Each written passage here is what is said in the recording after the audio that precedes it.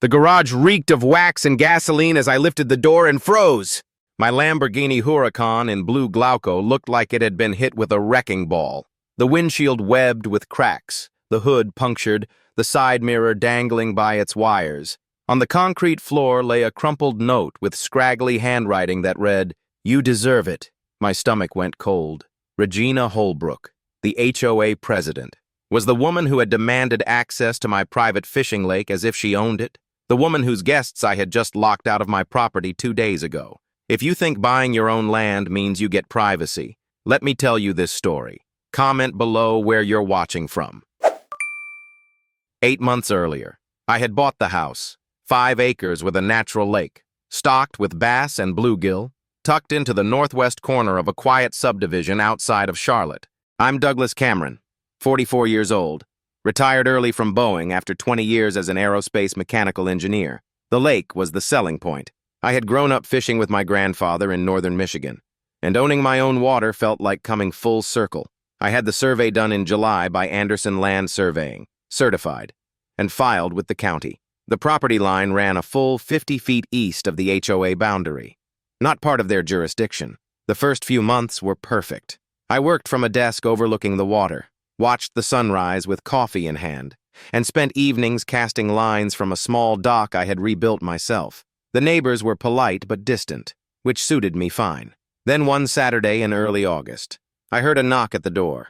I opened it to find a woman in her early 50s, blonde hair pulled back tight, wearing a cream blazer and a smile that didn't reach her eyes. She introduced herself as Regina Holbrook, president of the Holbrook Pines Homeowners Association. She said she wanted to welcome me to the neighborhood and discuss community matters. I invited her in, offered her iced tea, and we sat at the kitchen table. She complimented the renovations I had done, asked about my work, and then she got to the point. She said the lake had always been a place where families gathered, that the previous owner had allowed children to fish there on weekends. She said it would mean a lot to the community if I continued that tradition. I listened, nodded, and then I told her the truth. I explained that the lake was on my private property and that I had bought it specifically for the privacy. I said I appreciated the sentiment, but I needed my space. Her smile tightened. She set down her glass, folded her hands on the table, and said in a voice that had gone quiet and cold, "You'll regret being so selfish, Mr. Cameron." I showed her to the door without another word after she left. I stood at the window and watched her car pull away. Something about the way she had looked at me, the shift in her tone, made my skin prickle. Over the next few days, I started noticing things. She drove past my house twice in one afternoon, slowing down near the gate that led to the lake trail, taking photos with her phone. I saw her standing just outside my fence line, staring through the trees toward my dock, arms crossed, face blank. Then one morning, I walked out to my car and found a thin scratch along the rear window of the Lamborghini. It was barely visible, just a hairline mark, but it hadn't been there the night before. I checked the driveway, the garage, and the street. No signs of vandalism anywhere else, just that one scratch. A week later, I found a printed flyer in my mailbox. It wasn't addressed, just folded once and shoved inside. The header read, "Holbrook Pines Community Standards" in bold letters. Someone had highlighted a section in yellow that talked about maintaining neighborly cooperation and shared use of natural resources for the common good. At the bottom, in handwritten pen, someone had written, "We hope you'll reconsider." I recognized the handwriting. It matched the note I would find months later on my garage floor. I threw the flyer in the trash, but the message was clear. Regina wasn't going to let this go. I told myself it could have been a branch that scratched the window, a stray rock, anything. But in the back of my mind, I remembered the way Regina had looked at the car when she left, the way her eyes had lingered on it just a moment too long. The post appeared on a Tuesday morning. I was finishing my second cup of coffee when my phone buzzed with a message from Margaret Walsh, my neighbor 3 houses down. She was a retired school teacher, 70-something, with sharp eyes and a habit of walking her terrier past my place every evening. Her text was short. "You need to see what's being said about you online. Check the neighborhood group." I opened my laptop and found the community message board. The post had been up for less than 2 hours and already had 47 comments. The headline read, "New Neighbor Refuses to Share Lake Access, Puts Profits Over People." It was written by Regina Holbrook. She claimed that the lake had been a community gathering spot for years, that families had fished there every summer, and that I had shut it down the moment I moved in. She wrote, "Some people care more about property lines than about the children who used to catch their first fish in that water. I guess we know what kind of neighbor Mr. Cameron really is." The comments piled on. "Selfish. He drives a Lamborghini but won't share a lake." One user tried to push back, writing, "Isn't his property outside the HOA boundary?" But Regina replied immediately, "Technically, yes, but morally, we're supposed to be a community." None of it was true. The previous owner had been a recluse who rarely left the house and had never mentioned letting anyone fish on his land. I scrolled through the comments and saw people I had never met calling me arrogant, entitled, a blight on the neighborhood. I took a screenshot of the post, saved it to a folder on my desktop, and then I did something I rarely do. I replied. I kept it short and factual. I posted a scanned image of the property survey from Anderson Land Surveying, highlighted the boundary line, and wrote, "My property is located outside the HOA jurisdiction. I purchased it with full legal rights." I hit submit and waited. Within 10 minutes, my comment was gone. I refreshed the page. Still gone. I tried posting again. This time, a message popped up. "Your comment has been removed for violating community guidelines." Regina was the moderator. She had deleted my response and blocked me from posting. I called Margaret. She picked up on the second ring.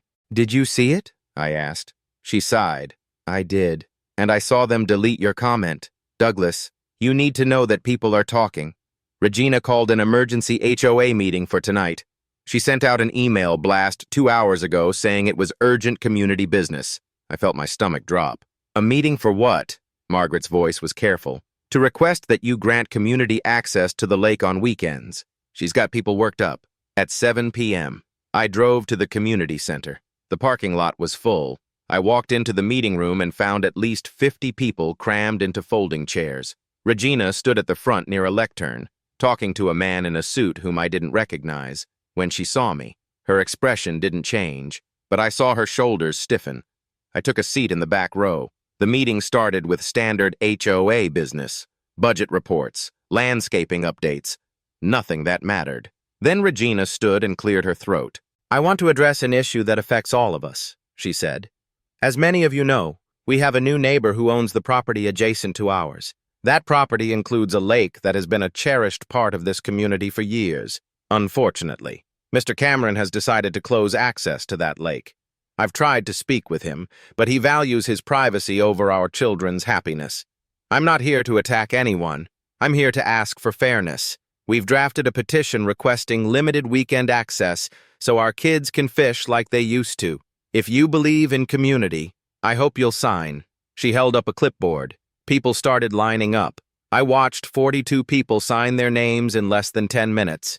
Then I stood. The room went quiet. Regina looked at me, her face calm, almost serene. I walked to the front and said, "Can I say something?" She gestured to the lectern. I faced the room and pulled out a folded copy of the property deed from my jacket pocket. "This lake is on my land. It's not part of the HOA. The previous owner didn't allow public access. Regina is misrepresenting the history," a man in the third row interrupted. "So you're saying you won't even consider it? Not even for the kids?" I kept my voice steady. "I'm saying I bought private property. I have the legal right to decide who uses it. This petition has no authority." Regina stepped forward, her smile tight. "Mr. Cameron, no one is questioning your legal rights. We're questioning your character." The room erupted in murmurs. I looked around at the faces. Some angry, some uncomfortable, some confused. I folded the deed and put it back in my pocket. "I'm sorry you feel that way," I said. Then I walked out. That night, I sat at my kitchen table with my laptop open. I added the meeting notes to the folder I had started, the one with the flyer, the deleted comment, and the petition signatures. I labeled it evidence. I didn't know what I was preparing for, but I knew I needed to be ready. At 11:30 p.m., my phone buzzed. It was an email from an address I didn't recognize. The subject line read, "Cease." I opened it. The message claimed to be from the HOA's legal counsel. demanding that I stop interfering with community traditions and obstructing access to shared natural resources. It threatened legal action if I didn't comply within 14 days. I read it twice. Then I forwarded it to my own lawyer, David Brenner, a property attorney I had worked with during the home purchase. I added a note. "Is this legitimate?" He replied within an hour. "No. The HOA has no jurisdiction over your land. This is intimidation. Save everything. We may need it." I closed my laptop and looked out the window. The lake was dark, the moon reflecting in broken pieces on the surface. I thought about Regina's face at the meeting, the way she had smiled when she called my character into question. This wasn't over. It was just beginning. I met with David Brenner on a Thursday morning at his office in downtown Charlotte. He was 51, balding, with reading glasses that hung on a chain around his neck and a reputation for being thorough. He spread the fake desist email across his desk, alongside the property survey and the deed, and he shook his head. "This is harassment," he said. "The HOA has zero jurisdiction over your land. They can't force you to grant access, and they certainly can't threaten legal action." I leaned back in my chair. "So what do I do?" David tapped the email with his pen. "You document everything, every interaction, every threat, every instance of trespassing. You establish a clear paper trail. If this escalates, you'll need evidence that their behavior was intentional and malicious." He paused, looked at me over his glasses. "And Douglas, install cameras, good ones. 4K resolution, night vision, motion detection.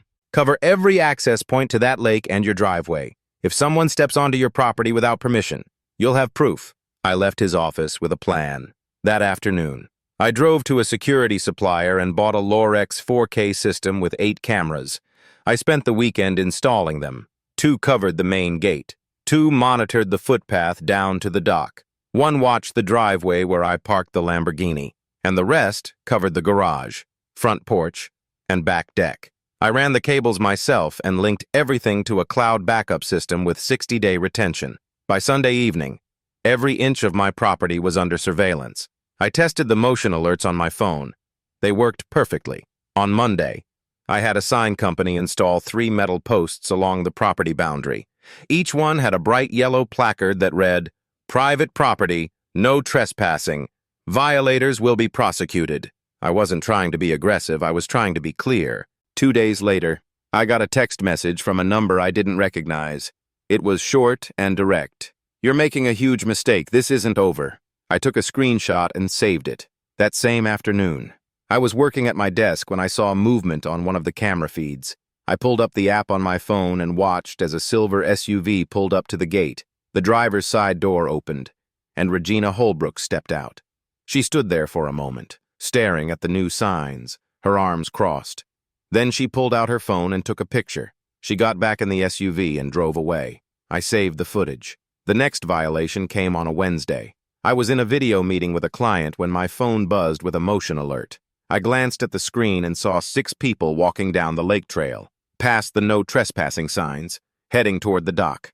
There were 2 adults and 4 children, all carrying fishing rods. One of the adults was a man I recognized from the HOA meeting, someone who had signed the petition.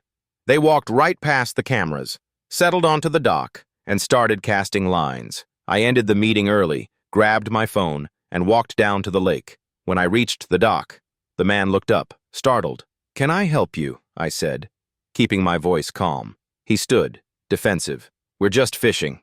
The kids wanted to come out here." I pointed to the signs at the trail entrance, clearly visible from where we stood. "This is private property. You're trespassing." The man's face reddened. "Regina said it was fine. She said you wouldn't mind if it was just for an hour." I shook my head. "Regina doesn't have the authority to permit you. This land is mine. You need to leave now." The group packed up in silence, the children looking confused, the adults glaring at me as they walked back up the trail. The man muttered something under his breath that I didn't catch. I stood there until they were gone. Then I pulled out my phone and called the non-emergency line for the county sheriff. I explained the situation, gave them the address, and asked if I could file a trespassing report. The dispatcher said a deputy would come by within the hour. Sheriff Tom Bradley arrived 45 minutes later. He was in his late 40s, broad-shouldered, with a calm demeanor and a notebook that he kept in his shirt pocket. I showed him the footage from the cameras. He watched the group walk past the signs, settle on the dock, and then leave when I confronted them. He nodded. "You've got a clear case of trespassing here, Mr. Cameron. Do you want to press charges?" I hesitated. "Not yet, but I want this on record. I want documentation that I warned them and that they ignored it." Bradley made notes, took copies of the footage on a USB drive I handed him, and told me to call immediately if it happened again. "If this keeps up," he said, "you may want to consider a restraining order, especially if the same people keep coming back." After he left, I sat on the back deck and looked out at the water. The sun was setting, casting orange light across the surface. I thought about the man's words. Regina said it was fine. She was telling people they had permission to trespass. She was organizing this. That night, I got another message, same unknown number. "You think cameras and cops will protect you?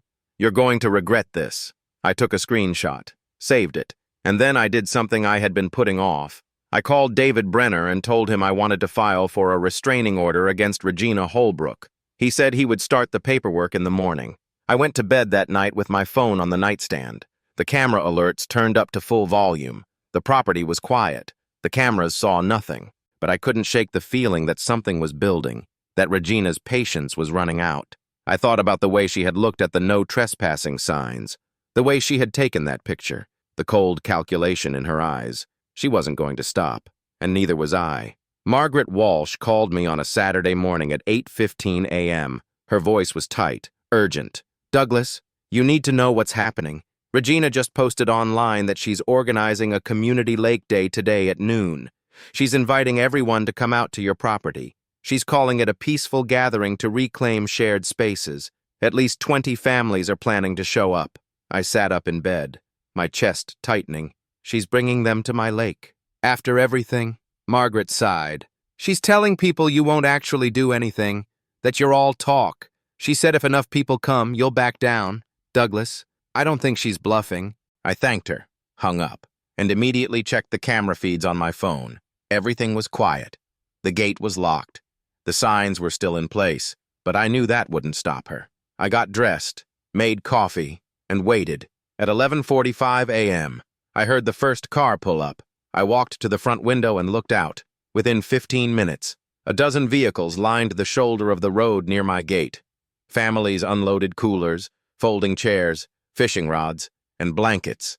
There were parents holding children's hands, teenagers carrying kayaks, and elderly couples with lawn chairs. It looked like a neighborhood block party was happening on my property. I grabbed my phone, pulled up the camera app, and started recording. Then I walked outside. Regina saw me coming and smiled.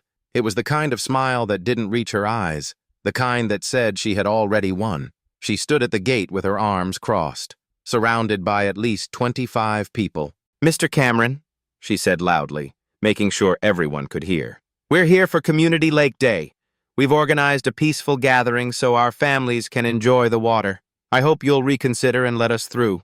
I stopped 10 feet from the gate and looked at the crowd. Some of them looked uncomfortable, like they weren't sure this was the right thing to do. Others stared at me with open hostility. I took a breath and kept my voice calm. "This is private property. You are all trespassing. You do not have permission to be here." Regina stepped forward, her voice rising. "You can't do this. This lake doesn't belong to you alone. It belongs to the community." I shook my head. "No, it doesn't. This lake is on my deeded property, outside the HOA boundary.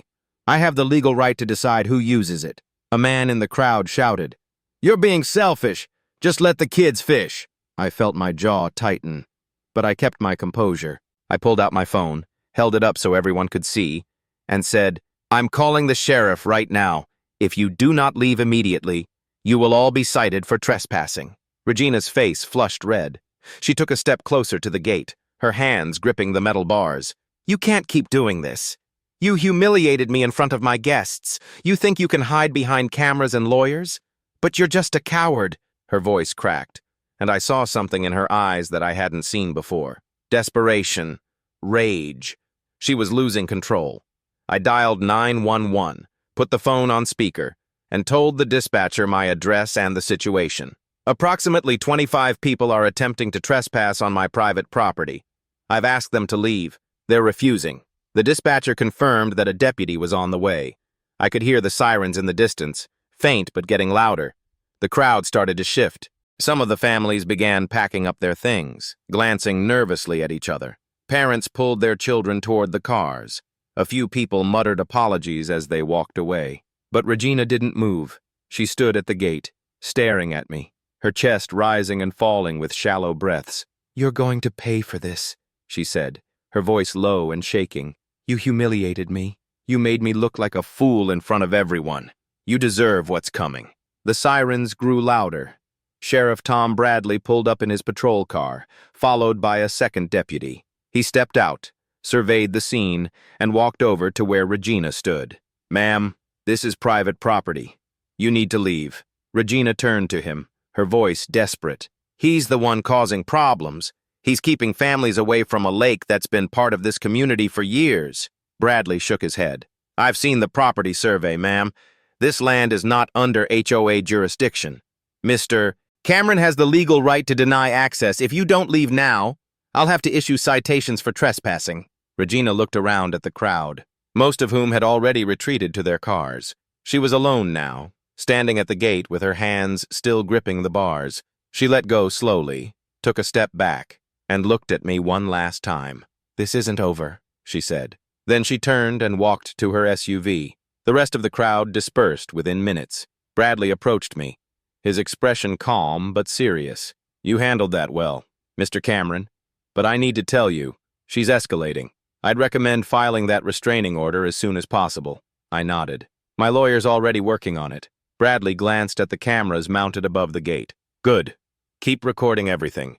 If she comes back, call us immediately." After he left, I stood alone in my driveway, watching the last car disappear down the road. The property was silent again. The lake reflected the afternoon sun, smooth and undisturbed, but I couldn't shake the look in Regina's eyes, the tremor in her voice when she said, "You deserve what's coming." I walked back inside, saved the entire confrontation to the cloud and external drive, and sent the footage to David Brenner with a note. "We need to move forward with the restraining order immediately.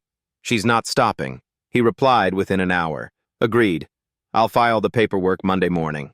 I closed my laptop and looked out the window. The sun was setting, casting long shadows across the yard. Whatever came next, I had to be ready. I woke at 5:45 a.m. on Monday to the sound of metal striking metal. It was sharp, deliberate, echoing through the quiet morning air. For a second, I thought I was dreaming. Then I heard it again, a heavy thud followed by the high-pitched crack of glass shattering. My phone was on the nightstand, the camera alerts already lighting up the screen. I grabbed it, pulled up the driveway feed, and felt my stomach drop. Regina Holbrook stood next to my Lamborghini Huracan in the driveway, holding a long-handled sledgehammer. She was crying, her face twisted in rage, and she swung the hammer down onto the hood with both hands. The impact sent a shockwave through the blue Glauco paint, leaving a deep crater in the carbon fiber. She lifted the hammer again and brought it down on the windshield. The glass spider webbed, cracks spreading like lightning across the surface. I was already moving, throwing on jeans and a shirt, my hands shaking as I dialed 911. "Someone is destroying my car right now. I need the police immediately. 527 Lakeview Drive." The dispatcher's voice was calm, but I could barely hear her over the sound of my own heartbeat pounding in my ears. I ran downstairs and threw open the front door. Regina turned when she heard me, the hammer still raised above her head. Her eyes were red, mascara streaked down her cheeks, and she was breathing hard. "Stop!" I shouted, staying on the porch, keeping distance between us. "What are you doing?" She didn't answer. She swung the hammer down onto the driver's side door. The metal buckled inward with a sickening crunch. Then she moved to the side mirror, smashing it clean off the frame. It dangled by the wiring, swinging like a broken limb. She turned to me, her voice hoarse and shaking. "You deserve it. You humiliated me. You made me look like a fool in front of everyone. You think you're better than all of us." I held up my phone, keeping it visible. "I'm on the phone with the police right now. They're on their way. Stop what you're doing and leave." She laughed, a harsh, bitter sound that didn't match the tears streaming down her face. "I don't care anymore. I don't care what happens. You took everything from me." She swung the hammer at the rear window. The glass exploded, shards scattering across the driveway like diamonds in the early morning light. I stayed where I was, every instinct screaming at me to run out there and stop her. But I forced myself to stay still. I couldn't give her an excuse to claim self-defense. I kept the phone camera pointed at her, recording every second. She hit the passenger side headlight next, then the rear fender, then the door handle. Each strike was deliberate, methodical, like she was working through a checklist. The Lamborghini, which had been flawless 2 minutes ago, now looked like it had been through a war zone. Sirens wailed in the distance. Regina heard them too. She stopped mid-swing, the hammer hovering over the roof of the car. For a moment, she just stood there, staring at the destruction she had caused. Then she dropped the hammer. It hit the pavement with a dull clang and rolled a few feet before stopping. She looked at me, her face blank now, all the rage drained out of her. "Go ahead," she said quietly. "Call them. I don't care." Sheriff Tom Bradley's patrol car screeched into the driveway less than a minute later, lights flashing, followed by a second deputy. Bradley stepped out, took one look at the scene, and immediately moved toward Regina. "Ma'am, put your hands where I can see them." She raised her hands slowly, palms open, and stood still as he approached. He cuffed her without resistance, read her rights, and walked her to the patrol car. She didn't say a word. She didn't look at me. She just stared at the ground as they put her in the back seat. Bradley came over to where I stood on the porch. "Are you hurt?" "Mr. Cameron." I shook my head. "No, I stayed inside. I recorded everything." I handed him my phone, still open to the camera feed. He watched the footage, his jaw tightening with each swing of the hammer. When it finished, he handed the phone back. "I'm going to need a copy of that, and I'll need a formal statement. But from what I just saw, this is criminal mischief in the first degree, felony level. She's looking at serious charges." I nodded, unable to find words. Bradley looked at the car, then back at me. "Do you have an estimate on the damage?" I walked down the driveway and stood next to the Lamborghini. The hood was caved in, the windshield shattered, mirrors destroyed, headlights smashed, doors dented, rear window blown out.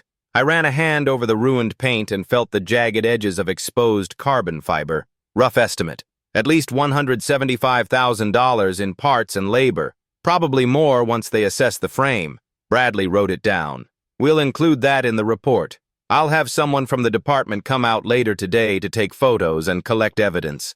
In the meantime, don't touch anything." After they left, I stood alone in the driveway, staring at the wreckage. The sun was coming up, casting pale light over the broken glass and twisted metal. My phone buzzed with another camera alert. I checked the feed and saw 3 neighbors standing at the edge of my property, watching in silence. One of them, a man who had signed Regina's petition, met my eyes and looked away. Another woman shook her head and walked back to her house. I sat down on the porch steps, my hands still shaking, not from fear, from the effort it had taken to stand there and do nothing while she destroyed my car, to trust the system, to let the cameras and the law do their job instead of reacting with anger.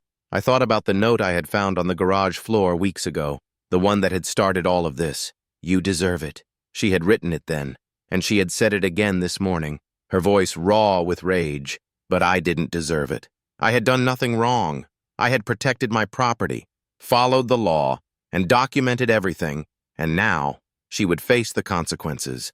I called David Brenner. He answered on the second ring. "Douglas, what happened?"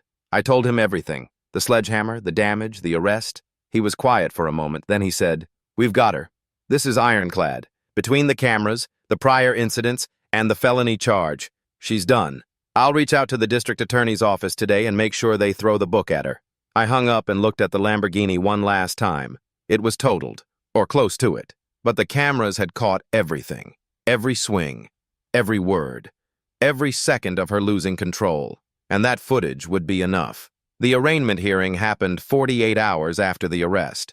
I sat in the back of the courtroom and watched as Regina Holbrook was led in wearing an orange jumpsuit, her hands cuffed in front of her. She looked smaller somehow, diminished, nothing like the woman who had stood at my gate surrounded by supporters just days before. The judge read the charges. Criminal mischief in the first degree, a Class C felony for intentional destruction of property exceeding $100,000, trespassing, harassment. The district attorney stood and presented the evidence. Camera footage from 3 angles showing Regina swinging the sledgehammer. Audio of her shouting, "You deserve it!" Witness statements from Sheriff Bradley and the neighbors who had watched it happen. The forensic match of the sledgehammer to the one missing from the HOA maintenance shed. David Brenner had been right.